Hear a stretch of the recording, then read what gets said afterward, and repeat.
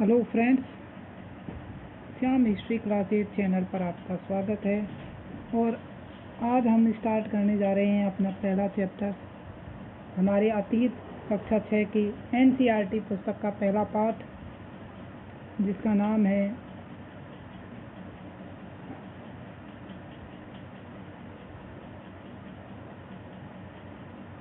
क्या, कब, कहाँ और कैसे। और इस चैप्टर की शुरुआत हम कर रहे हैं, जैसा कि हम पहले ही बात कर चुके हैं एनसीईआरटी सीरीज़ की में। एनसीईआरटी सीरीज़ जो है ये बड़ी इम्पोर्टेंट होती हैं। इसकी खास बात यह है कि आप एनसीईआरटी में किसी भी वर्ड को आप छोड़ नहीं सकते, आपको हर शब्द इम्पोर्टेंट है। इसीलिए आपके लिए एनसीईआरटी के चैप्टर्स को रीड करते हुए हम चलेंगे और उनके बारे में हम विस्तारपूर्वक पढ़ेंगे।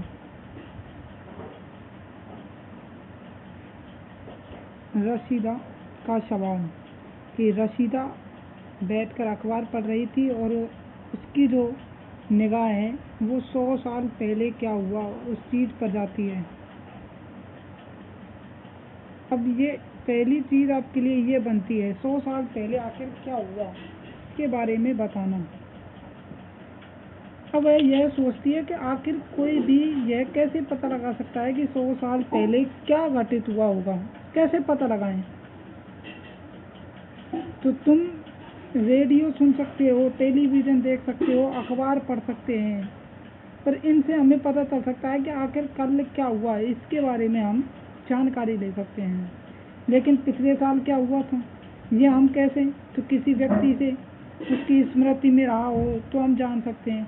लेकिन कुछ चीज़ें ऐसी हैं कि हम बात करें 100 साल पहले या हम बात करें 1000 साल पहले। अब 1000 साल पहले क्या घटित हुआ इसके बारे में हम जानकारी कैसे प्राप्त करें। तो अतीत को हम कैसे जान सकते हैं, अतीत के बारे में जानकारी हमें कैसे मिलेगी। तो अतीत के बारे में हम बहुत कुछ जान सकते हैं, जैसे लोग क्या खाते थे, कैसे कपड़े पहनते थे, कैसे घरों में रहते थे, आखेटक, शिकारी, पशुओं, पशुपालकों, कृषकों, शासकों, व्यापारियों, पुरोहितों, शिल्पकारों, संगीतकारों, कलाकारों, इनकी जानकारी हम हासिल कर सकते हैं।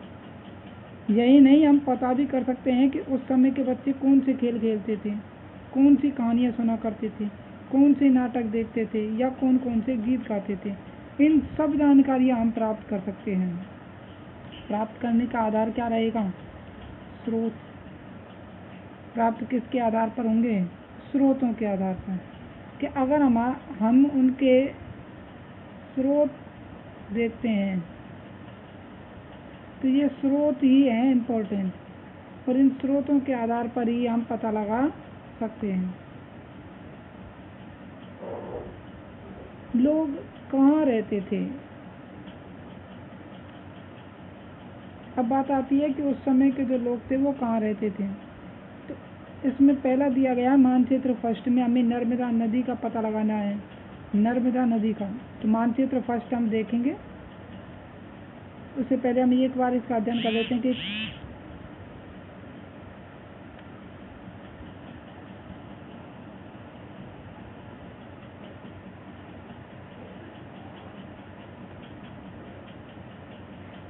कि कई लाख वर्ष पहले जो लोग रहते थे तो वो इस नदी के तट पर रहे थे। इस नदी के तट पर आए, जहाँ रहने वाले लोग कैसे थे, आरंभिक लोगों में से थे। आरंभिक लोग कुशल संग्राहक थे, उनके पास जंगलों की विशाल संपदा थी, वो उससे परिचित थे। वो भोजन के लिए जड़ों, फलों, जंगल के अन्य उत्पादकों से निर्भर करते थे। वे जानवरों का शिकार भी करते थे। अब हम आपके लिए बात बताएं तो भोजन एक इम्पोर्टेंट चीज़ है। लेकिन अगर हम बात करें भोजन की, तो भोजन के बारे में हम आपको बताएं कि भोजन जो है वो दो चीज़ों से प्राप्त किया जा सकता है। एक तो पेड़ पौधों से, पेड़ पौधों से जो भोजन प्राप्त होगा वो क्या होगा हमें, हमें उसकी जड़ मिल सकती है, हमें पेड़ पौधों का पत्तियाँ मिल सकती हैं, हमें पेड़ पौधों से हमें उनके तना मिल सकता है। उसके अलावा हमें फल मिल सकता है और अंतिम फूल, हमें उनसे फूल मिल सकते हैं। दूसरा जो है वो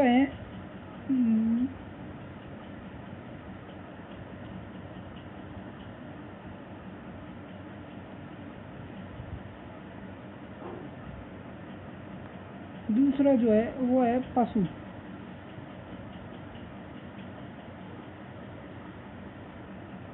पशु से जो हमें चीज़ें मिलती हैं वो आप देख सकते हैं पशु से हमें क्या क्या मिलता है। तो पशु से हमें दूध मिलता है, हमें शहद मिलता है और तीसरा हमें मांस मिलता है। तो भोजन के लिए वो दो चीज़ों पर ही निर्भर थे, पेड़ पौधे और पशुओं पर। और इसी चीज़ को इसमें बताया गया है कि पेड़ पौधों पर जब निर्भर थे तो उन्हें जड़ों, फलों और जंगल के अन्य उत्पादकों से भोजन संग्रहण करते थे, जानवरों का वो शिकार करते थे। इस समय के मानव जो थे वो जानवरों का दूध नहीं लेते थे, दूध ग्रहण नहीं करते थे। दूध किसके लिए छोड़ते थे? तो दूध वे बच्चों के लिए छोड़ते थे, कि जानवरों के बच्चों के लिए ये दूध छोड़ा जाता था, पशुओं के बच्चों के लिए, कि पशुओं के बच्चे जो थे वो दूध पर उनका अधिकार है, इसीलिए वे जानवरों का शिकार करते और उनका आखेट किया करते थे।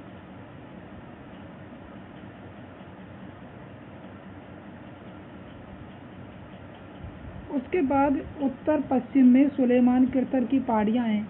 यहाँ पर भी कुछ लोग रहे थे जो कि लगभग 8000 वर्ष पूर्व यहाँ के जो स्त्री और पुरुष थे उन्होंने सबसे पहले गेहूँ और जौ जैसी फसलें उगाई। दो फसलों का इम्पोर्टेंट नाम आया है। तो उत्तर पश्चिम में जो सुलेमान और किरतर की पहाड़ियाँ हैं ये पाकिस्तान में स्थित हैं। इन पहाड़ियों में जो 8000 वर्ष पहले की बात है, 8000 वर्ष ईसा पूर्व, यहाँ गेहूँ और जौ ये दो फसलों को उगाया गया। सबसे पहले गेहूँ और जौ को। यहाँ भेड़, बकरी, गाय, बैल, पशुओं को उन्होंने पालतू बनाना भी शुरू कर दिया। ये लोग जो थे वो गाँवों में रहने लग गए थे, तो गांव बसना स्टार्ट हो गए थे इस समय। उसके बाद आता है गारो। उत्तर पूर्व में जो गारो की पहाड़ियाँ हैं, मध्य भारत में विंध्य पहाड़ियाँ हैं। यहाँ भी कुछ ऐसे क्षेत्र थे जहाँ कृषि का विकास शुरू हो गया था, कृषि शुरू कर दी थी। यहाँ सबसे पहले चावल उगाया गया। क्या उगाया गया? चावल। और ये स्थान विंध्य के उत्तर में स्थित थे।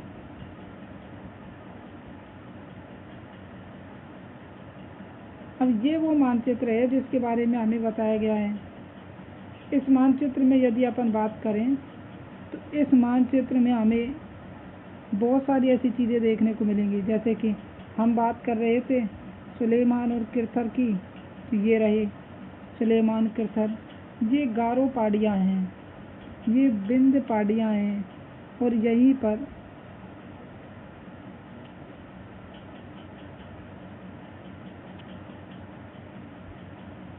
पर वो नदी है नर्मदा नदी। इधर ये सब कुछ हमें इनसे पता चलता है। गंगा नदी, जिसके बारे में अभी हम पढ़ेंगे कि गंगा नदी के घाट से कि गंगा नदी जो इस प्रकार से निकल कर ये बहती हुई जाती है। इसके चारों तरफ बसने वाली अन्य जो नदियां हैं, जैसे सोन नदी है, गंगा नदी में जो मिलती हैं, इधर से ब्रह्मपुत्र नदी जो आ रही है। इन नदियों के किनारे किनारे जहाँ सबसे पहले जो मगध देश बसा, पहला जो महाजनपद था मगध, इम्पोर्टेंट। इसी के अलावा इधर से जो ये सतलज नदी, सिंधु नदी, जो रावी नदी, चिनाब नदी, झेलम नदी,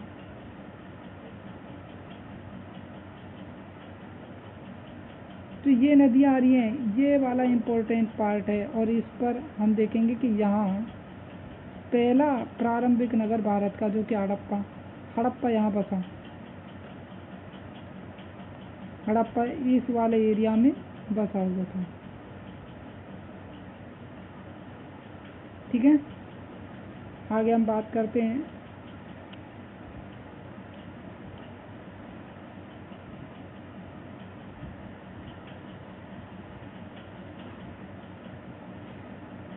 सिंधु और इसकी सहायक नदियों का पता लगाने का प्रयास करो कि सहायक नदियाँ क्या होती हैं। ऐसी नदियाँ जो एक बड़ी नदी में मिल जाती हैं, जो छोटी छोटी नदियाँ होती हैं जो बड़ी नदी मिल जाती हैं, वो सहायक नदियाँ कहलाती हैं। लगभग 4700 वर्ष पूर्व इन नदियों के किनारे आरंभिक नगर फलने फूलने लगे। तो आरंभिक जो नगर थे वो कब, लगभग 4700 ईसा पूर्व इन नदियों के किनारे विकसित होने लगे। और इनमें नदियों के किनारे जो समुद्र तटीवर्ती इलाके हैं वहाँ 2500 ईसा पूर्व ऐसे नगर विकसित हो चुके थे। गंगा और सोन सहायक नदी जो सोन है, इनके आसपास जो क्षेत्र विकसित हुआ वो था मगध। इसके शासक जो था वो शक्तिशाली हुए मगध के, एक विशाल साम्राज्य स्थापित किया गया मगध के नाम से। लोगों ने सदैव उपमहाद्वीप के एक उपमहाद्वीप की संज्ञा जो है वो भारत देश को दी गई है। जैसे कि इस मानचित्र फर्स्ट में जो दिया है कि दक्षिण एशिया के आधुनिक भारत, पाकिस्तान, बांग्लादेश, नेपाल, भूटान, श्रीलंका, अफगानिस्तान, ईरान, चीन, म्यांमार आदि जो पड़ोसी देशों को दर्शाता है। एशिया दक्षिण एशिया एक महाद्वीप से छोटा है, लेकिन विशालता में बाकी एशिया के समुद्रों, पहाड़ियों, पर्वतों में बटे होने के कारण इसे प्राय उपमहाद्वीप कहा जाता है। तो क्यों कहा जाता है उपमहाद्वीप, ये हमने पढ़ लिया इसके बारे में। लोगों ने सदैव उपमहाद्वीप के एक हिस्से से दूसरे हिस्से तक की यात्रा की है। कभी कभी हिमालय जैसे ऊंचे पर्वतों, पहाड़ियों, रेगिस्तान, नदियों, समुद्रों के कारण यात्राएं जोखिम भरी हुआ करती थीं। फिर भी ये यात्राएं उनके लिए असंभव नहीं थी। जैसा कि हम पहले ही चर्चा कर चुके हैं कि उन्होंने जो यात्राएं जो की गई हैं, ये यात्राएं जो हैं ये यात्राएं बहुत रिस्की थी। उस समय इतना रिस्क हुआ करता था। जैसे इसमें बताया गया पहाड़ हैं, ऊंचे पर्वत हैं, रेगिस्तान हैं, नदियां हैं, समुद्र हैं। तो उस समय बिना किसी, आज जब हमारे पास इतने सारे संसाधन हैं तब हम यात्राएं इतने अधिक सुलभता से नहीं कर पाते हैं, इतनी अधिक यात्राएं नहीं कर पाते हैं। तो उस समय तब ये संसाधन हमारे पास नहीं रहे थे, तो उस समय ये यात्राएं करना कितना दूभर रहा होगा, तो ये हम समझ सकते हैं कि लेकिन फिर भी ये यात्राएं होती थी। कभी कभी लोग काम की तलाश में, तो कभी कभी प्राकृतिक आपदाओं के कारण एक स्थान से दूसरे स्थान, कभी कभी सेनाएं दूसरे क्षेत्रों पर विजय प्राप्त करने के लिए जाती थी। कभी कभी अतिरिक्त व्यापारी जो कि अपने जहाज़ों के साथ मूल्यवान वस्तुएं एक स्थान से दूसरे स्थान पर ले जाते थे। ये यात्राएं इनके द्वारा भी की जाती थी। धार्मिक गुरु जो लोगों को शिक्षा और सलाह देते थे, वो भी एक गांव से दूसरे गांव, एक कस्बे से दूसरे कस्बे, वो भी ये यात्राएं करते थे।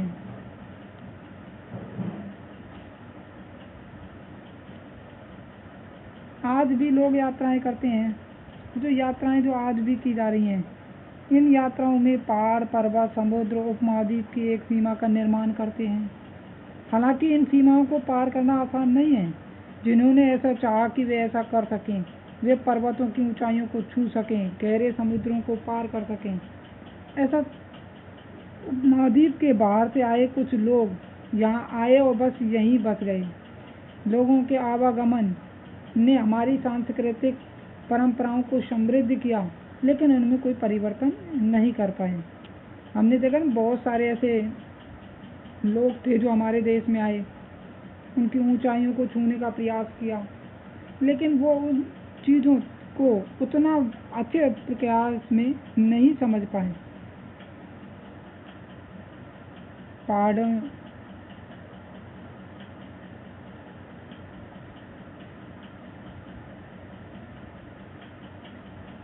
कई सौ बरस लगे पत्थर को तराशने, संगीत को रचने, यहाँ तक कि भोजन बनाने के नए नए तरीकों को एक विचार से दूसरे विचार को अपनाने में। तो बहुत सारा ऐसा समय लगा। देश के नाम, जैसे कि हम समझते हैं कि हमारे देश का नाम इंडिया और भारत है। इंडिया जो शब्द है ये इंडस से निकलता है और इंडस को संस्कृत में सिंधु कहा जाता है।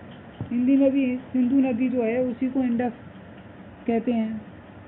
तो ईरान और यूनान जो देश थे, तो 2500 ईसा पूर्व जो उत्तर पश्चिम से आने वाले जो ईरानी और यूनानी थे, उन्होंने सिंधु को इंदोस अथवा इंदोस कहा और इस नदी के पूर्व में जो स्थित भूमि थी उस प्रदेश को इंडिया कहा। तो ये अपन बोल सकते हैं ईरानी जो लोग थे, इन ईरानी लोगों ने तो क्या नाम दिया, इंडिया। जबकि हमारे भारत में इसको भारत नाम दिया गया है और भारत नाम देने के पीछे हमें पता है ना कि भारत, अब भारत कई भारत हुए हैं, एक भरत मुनि, इनके अलावा हम जानते हैं अयोध्या के राम के छोटे भाई भी भरत थे, एक शकुंतला और दुष्यंत के पुत्र भी भरत थे।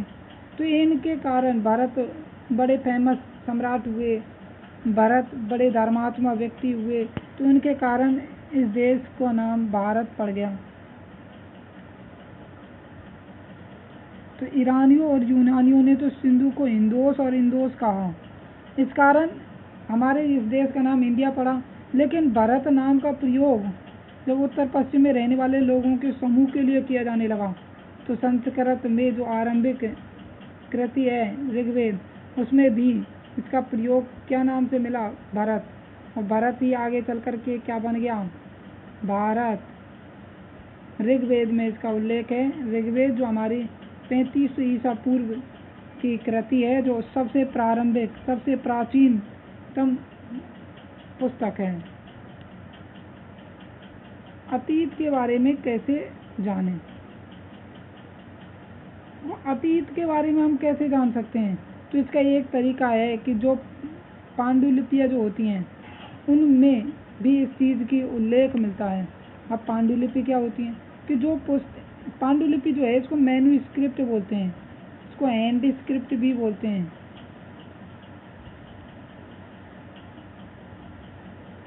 हैंड स्क्रिप्ट, और हैंड स्क्रिप्ट बोलने के कारण ही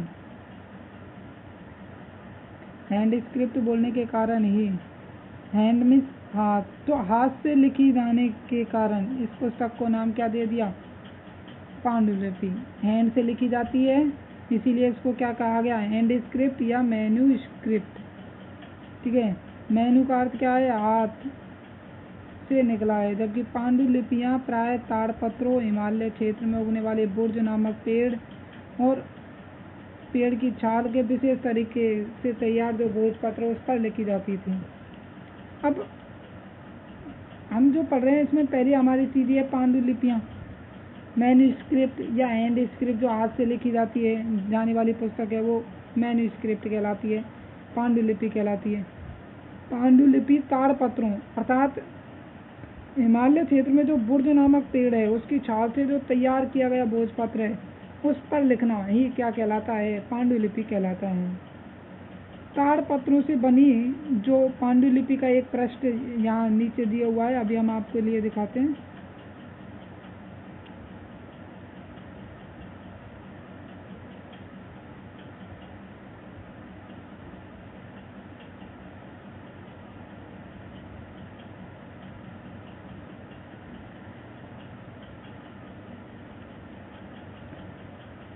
पांडुलिपि जो लगभग 1000 वर्ष पहले लिखी गई है। किताब बनाने के लिए ताड़ के पत्तों को काटकर उनको अलग अलग हिस्सों में जोड़ दिया जाता था और एक साथ बांध दिया जाता था।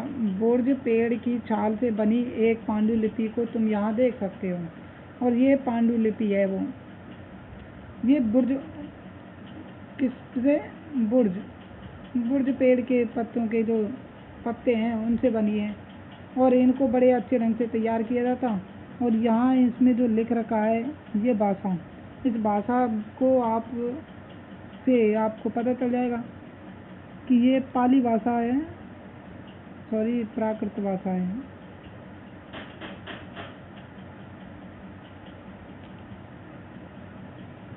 आगे हम बात करते हैं। उससे पहले हम थोड़ी सी आप आगे देखते हैं।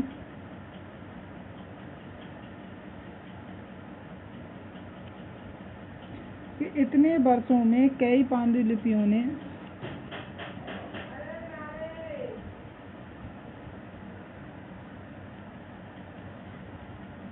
इतने वर्षों से जो पांडुलिपियों को बहुत सारी ऐसी पांडुलिपियां जिनको कीड़ों ने खा लिया वो नष्ट कर दी गई हैं। कई पांडुलिपियां जो आज भी उपलब्ध हैं उनसे हमें जानकारी मिलती है। ये पांडुलिपियां मंदिरों ब्यारों से प्राप्त हुई हैं कि इनमें पुस्तकों में जो है वो धार्मिक मान्यता, व्यवहार, राजाओं के जीवन, औषधियाँ, विज्ञान आदि की चर्चाएं मिलती हैं। इसके अतिरिक्त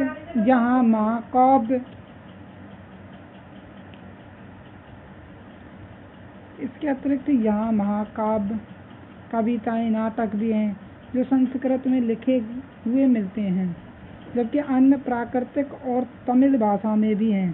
प्राकृतिक भाषा का प्रयोग जो है वो आम लोग करते थे।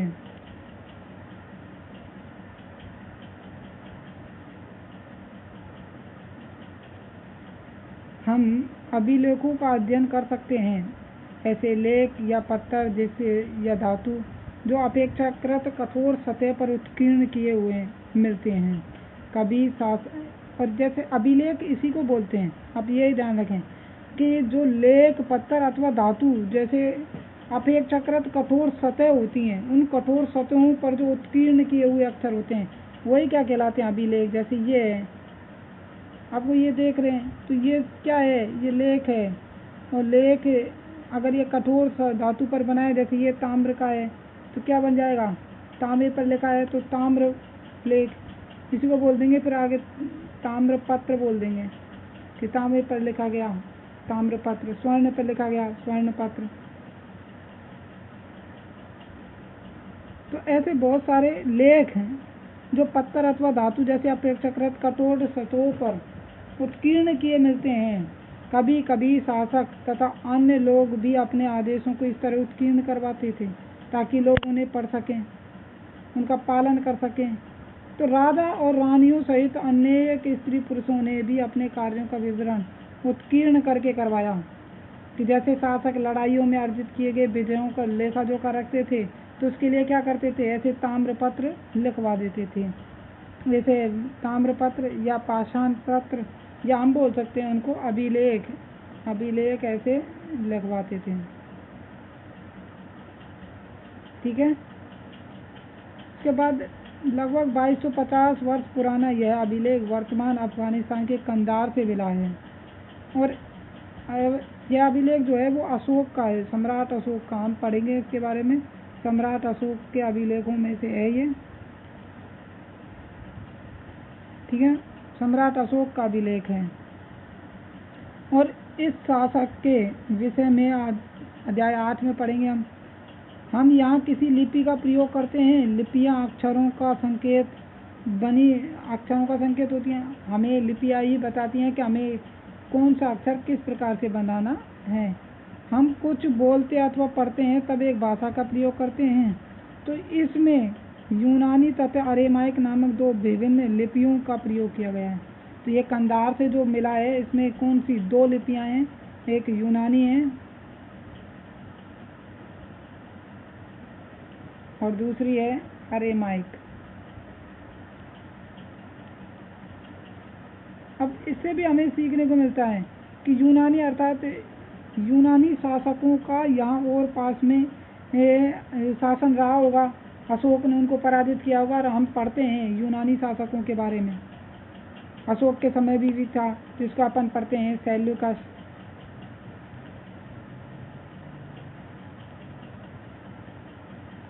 निकेटर, ये यूनानी शासक रहा था।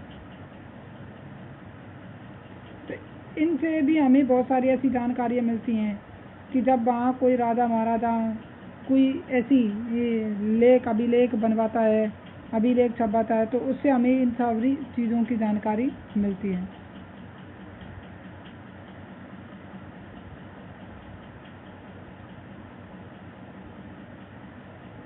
तो इसके अतिरिक्त अन्य जो अतीत में प्रयोग में लाई गई वस्तुएं हैं वो उनका अध्ययन करने वाला जो व्यक्ति होता है वो पुरातत्वविद कहलाता है।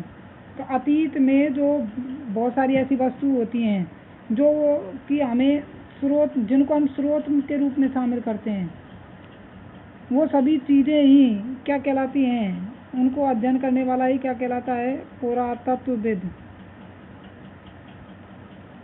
ठीक है, पुरातत्वविद कहलाता है।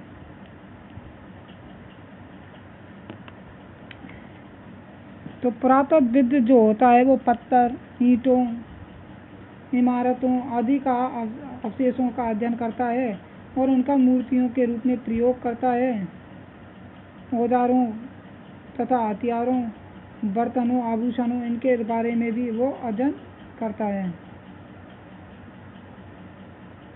वो एक प्राचीन नगर से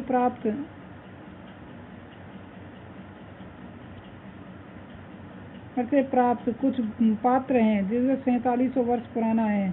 दाएं से पुराना चांदी का एक सिक्का प्राप्त होता है और सिक्कों में लगभग 2500 ईसा पूर्व का है, जैसे ये वाला। तो आप देख रहे हैं हमारे द्वारा आज प्रयोग में आने वाले सिक्कों से यह सिक्का काफ़ी भिन्न है। यह हमें एक कलश प्राप्त होता है मटकी, जिस पर हम देख रहे हैं ये चीज़ जो का अंकन किया गया है और इतना अच्छा सुंदर बनावट की गई है इस पर। तो ये है। अब इससे हमें पता चलता है कि उस समय चित्रकारी या कलाकारी का प्रयोग किया गया। मटके पर अब ये जो अभिलेख, ये मटके पर जो कुछ भी लिखा गया है, इससे भी हम समझने का प्रयास करते हैं और ये भी हमारे स्रोतों के अंतर्गत आता है।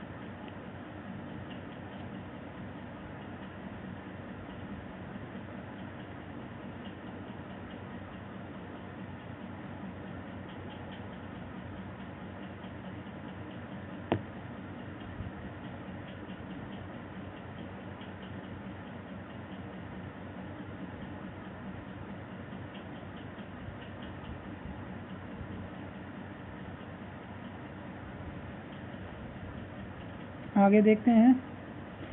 सिक्कों की प्राप्ति के लिए छानबीन तथा खुदाई भी करनी होती है।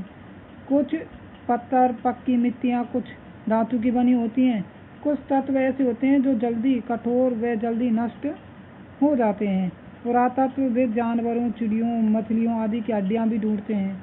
उनसे यह जानने में मदद मिलती है कि अतीत में लोग क्या खाते थे। अगर वो इनको खाते थे तो इनके बारे में जानकारी मिल जाती है। यदि अन्न के दाने तथा लकड़ी के टुकड़े जले जाते हैं तो जले हुए उनके रूप में बच जाते हैं। उन सब की जानकारियाँ प्राप्त की जाती हैं।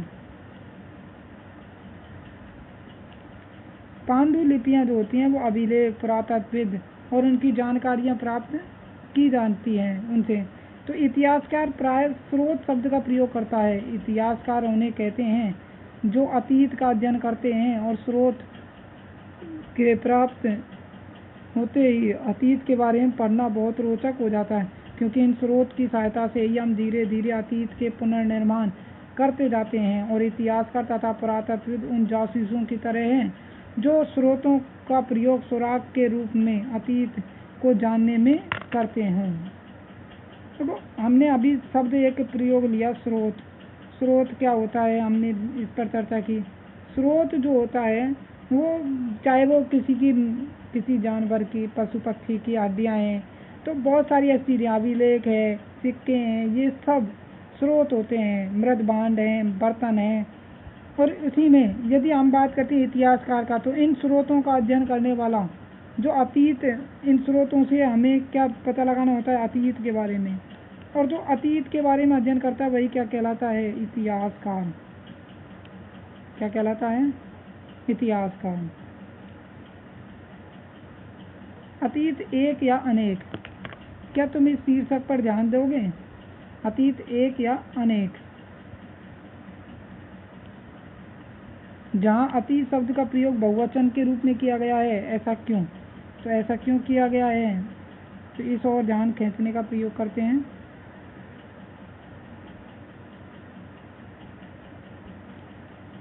तो इस ओर ध्यान दिलाने के लिए कहा गया है कि अलग अलग समूह के लोगों के लिए अतीत से अलग अलग मायने हैं। उदाहरण के लिए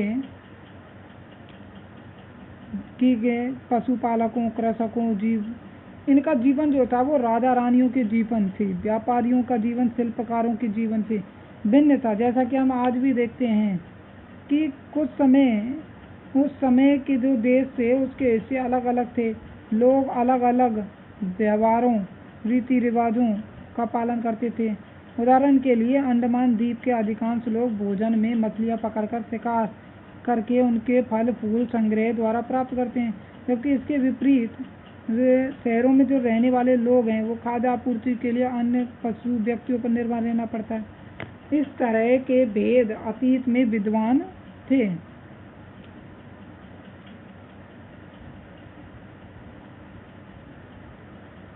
अब इनसे हमें ये चीज़ तो हमें पता चल गई है कि जैसे हमने इसका अध्ययन किया तो बहुत सारी दो चीज़ें हमें यहाँ बताई गई इन दो उदाहरणों के माध्यम से। पहला उदाहरण जो दिया गया कि पशुपालक, कृषक, इनका जीवन राजा रानियों के जीवन से अलग था और जैसे कि हमें पता है वो अलग ही होता है। इसके अलावा व्यापारियों का जो शिल्पकारों से बताया गया वो भी अलग होता है। अब हमें उसके बाद हमारे और इस समय के और उस समय के जो रीति रिवाज थे उनके बारे में बताया गया। वर्तमान समय में जो अंडमान निकोबार है वहाँ पर लोग मछलियाँ पकड़कर खाते हैं, शिकार करते हैं, फल फूल इकट्ठे करते हैं। उनके जीवन में वैसे ही हैं जैसे कि प्राचीन काल में होता था। अब इनसे वो अपनी खाद्य पूर्ति करते हैं, जबकि शहर में, सिटी में ऐसा नहीं होता। हमें पता है कि सिटी में क्या होता है, सिटी में लोग जो हैं वो दूसरों पर निर्भर रहते हैं, आत्मनिर्भर नहीं होते, जबकि वो उनको क्या कर रहना पड़ता है, दूसरों पर निर्भर रहना पड़ता है।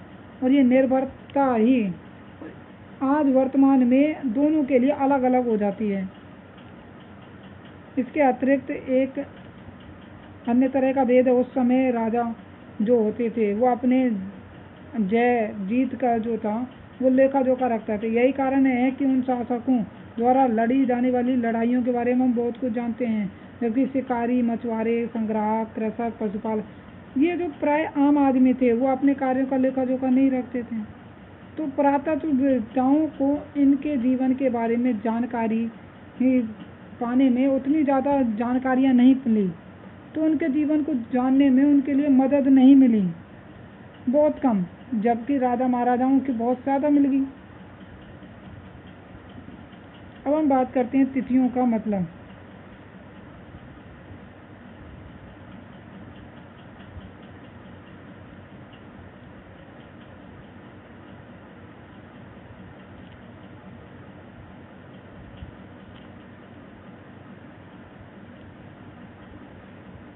तिथियों का मतलब, जैसे कि कोई तुमसे यदि इतिहास विषय में तिथि पूछें तो उस दिन की तारीख, माह, वर्ष जैसे हम बताते हैं।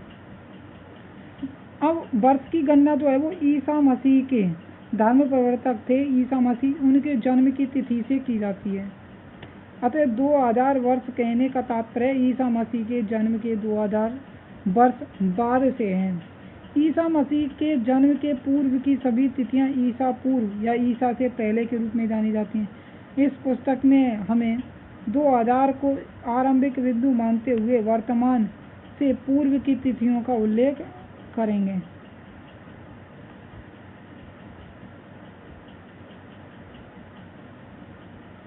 इतिहास और तिथियां, अंग्रेजी में बीसी, जो बीसी है, इस बीसी को हिंदी में ईसा पूर्व तथा इसका तात्पर्य बिफोर क्राइस्ट, ईसा पूर्व से होता है।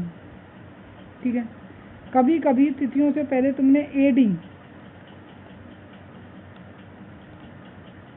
एडी लेखा मिला होगा, इसको एनो डोमिनी नामक दो लैटिन वर्ड से बना है। इसका तात्पर्य ईसा मसीह के जन्म के वर्ष से है। कभी कभी एडी की जगह सीई तथा बीसी की जगह बीसीई का प्रयोग होता हुआ देखा होगा, जैसे सीई और इसके अलावा एक बीसीई।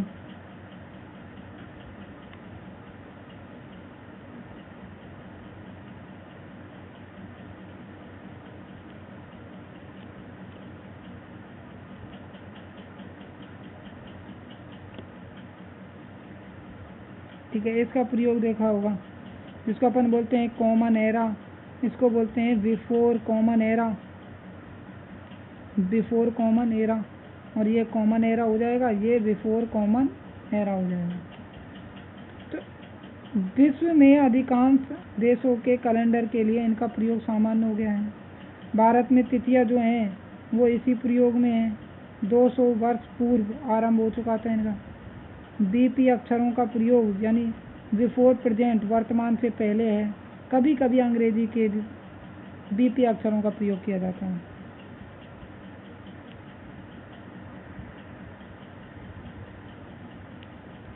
ये हमारा अन्यत्र है जो कि हमें अन्य चीज़ों की जानकारी देता है। जैसा कि हम पढ़ चुके हैं कि अभिलेख कठोर सतहों के उत्कीर्ण किए जाते हैं। कई अभिलेख कई सौ वर्ष पूर्व लिखे गए।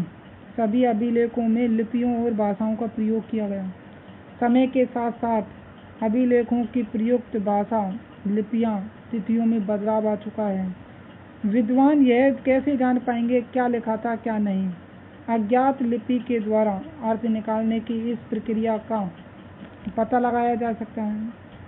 अज्ञात लिपि का निकालने की जो प्रक्रिया है अर्थ, वो इसके द्वारा निकाला जा सकता है।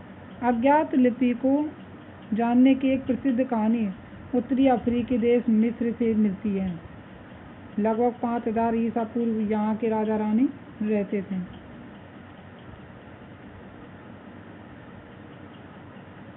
ये देखो, ये भी एक लिपि है। जैसे इसका अर्थ जो है वो पी है, इसका अर्थ आई टी है, इसका अर्थ ओ है, इसका अर्थ एल है, इसका अर्थ एम है, और इन दोनों का अर्थ आई है, और इसका अर्थ एस है। तो इस प्रकार से ये लिपि है, और इस लिपि के बारे में बताया गया।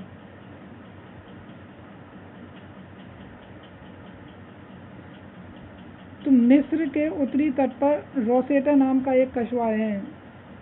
यहाँ एक ऐसा उत्कीर्ण पत्थर मिला जिस पर एक ही लेख तीन तीन भिन्न भिन्न भाषाओं लिपियों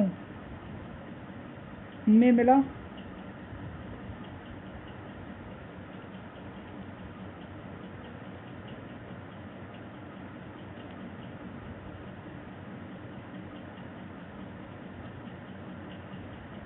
एक तो यूनानी, एक मिस्र।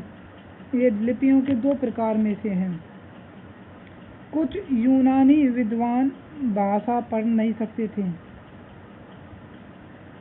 यूनानी भाषा नहीं पढ़ सकते थे। उन्होंने बताया कि राजा रानियों के नाम एक छोटे से फ्रेम में दिखाए गए। इसे कारतूस कहा जाता है। तो एक क्वेश्चन आपके लिए यही बन जाता है, कारतूस, कि जब राजा रानियों के नाम जो छोटे फ्रेम में लिखे गए हैं वो क्या है, कारतूस। इसके अलावा विद्वानों ने यूनानी और मिस्र संकेतों को अगल बगल में रखते हुए मिस्री अक्षरों को की समानार्थक ध्वनि को पहचान की।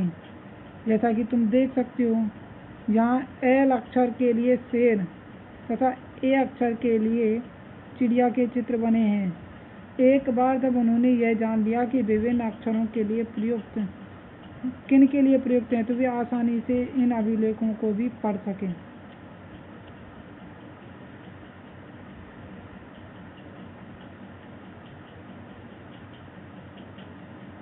उसके बाद हमारे उपयोगी शब्द कौन कौन से हैं? एक तो यात्रा, पांडुलिपियाँ। पांडुलिपियाँ हमने पढ़ा कि मैन्युस्क्रिप्ट, हाथ से लिखी हुई, हम ध्यान रखने, हाथ से लिखी पुस्तक, हाथ से लिखी पुस्तक क्या है, पांडुलिपि। ठीक है। उसके बाद अभिलेख। अभिलेख के लिए हमने क्या बात करेंगे कि किसी कठोर सतह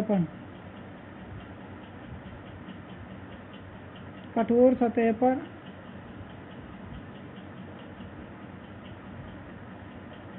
उत्कीर्ण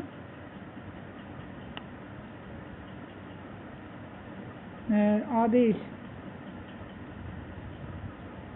उत्कीर्ण आदेश बोल लें या उत्कीर्ण शब्द बोल लें आप, तो वो सब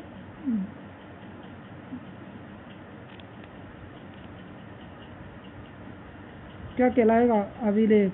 ये कठोर सतह पर जो लेख लिखा जाता है वो अभिलेख कहलाता है। पुरातत्व, पुरातत्व के बारे में हमने आपको बताया ही कि जो इतिहास के स्रोतों के बारे में जानकारी प्राप्त करते हैं वो उनको पढ़ते हैं, जो पढ़ते हैं वो तो इतिहासकार और जो खोजते हैं वो पुरातत्व। स्रोत जैसे हमने अभिलेख, लेख, सिक्के, बर्तन, हड्डियाँ, ये सब क्या हैं? स्रोत हैं। अज्ञात लिपि का अर्थ निकालना, जैसे कि अभी आपके लिए बताया गया अज्ञात लिपि का अर्थ कैसे निकालते हैं।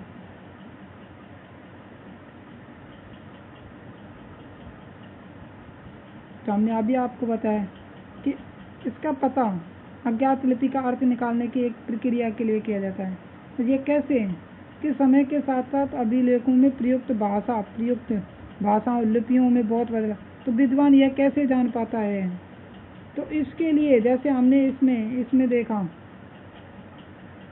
कि हमें जब पता चल गया कि शेर के लिए एल प्रयुक्त किया जा रहा है, तो अब जहाँ भी शेर आया वहाँ हमने उसके लिए क्या प्रयुक्त कर दिया?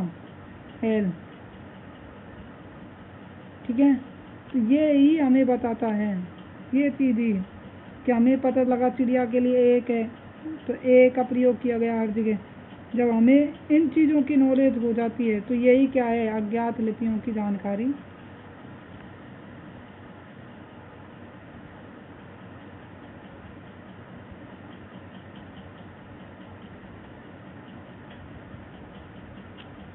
अब हमारी बात करते हैं हम कुछ महत्वपूर्ण तिथियों की कि कृषि का आरंभ 8000 वर्ष ईसा पूर्व किया गया और ये कहाँ हुआ था?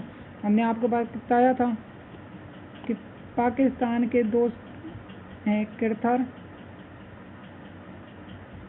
और सुलेमान। तो सुलेमान और किरथर पहाड़ों के पास में हुआ था। उसके बाद हम बात करते हैं सिंधु सभ्यता के प्रथम नगर 47 ईसा पूर्व, जिसमें हम बात करते हैं हड़प्पा।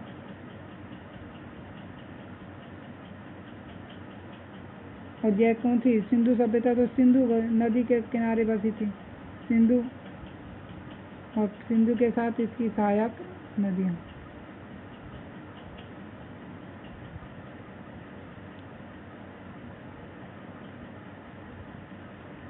ठीक है, उसके बाद गंगा नदी घाटी मगध। तो गंगा की हमने बताया गंगा की जो गंगा घाटी ये रहा ना 25 ईसा पूर्व के नगर, और इसमें गंगा प्लस इसकी जो नदियाँ थी सहायक नदियाँ जैसे सोन, इनके साथ इसमें बसा हुआ था।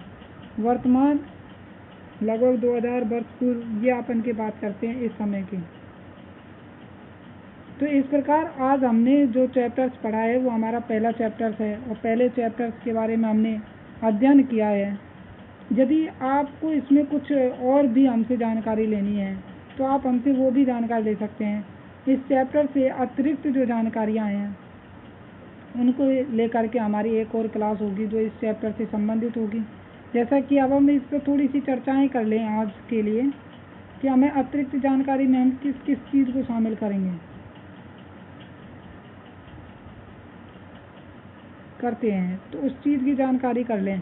अतिरिक्त जानकारी में हम पढ़ते हैं, जैसे हमने इस चैप्टर में पढ़ा आरंभिक मानव के बारे में। अब हमें सबसे पहले ये पता होना चाहिए आरंभिक मानव जो था, तो आरंभिक मानव सबसे पहले मानव जो था वो सबसे पहले जन्म कहाँ हुआ? तो वो हम जैसा कि हमें पता है दक्षिण अफ्रीका महाद्वीप में इसके सबसे पहले जन्म हुआ माना जाता है। सबसे पहले मानव कहाँ हुआ? दक्षिण अफ्रीका में। पहला जो मानव हुआ वो रामापिथेकस हुआ। फिर रामापिथेकस से धीरे धीरे उसमें काफ़ी चेंजेज हुए, होमो इरेक्टस आया,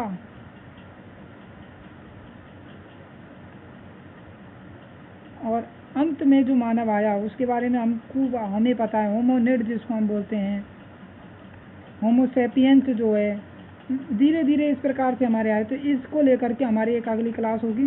वैसे हमने इस पर क्लास ले चुके हैं पहले ही, तो आप वहाँ से भी इसको कवर कर सकते हैं।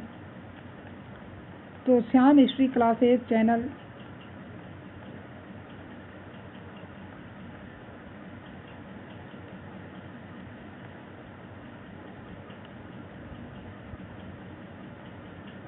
श्याम हिस्ट्री क्लासेज चैनल पर आपका स्वागत है।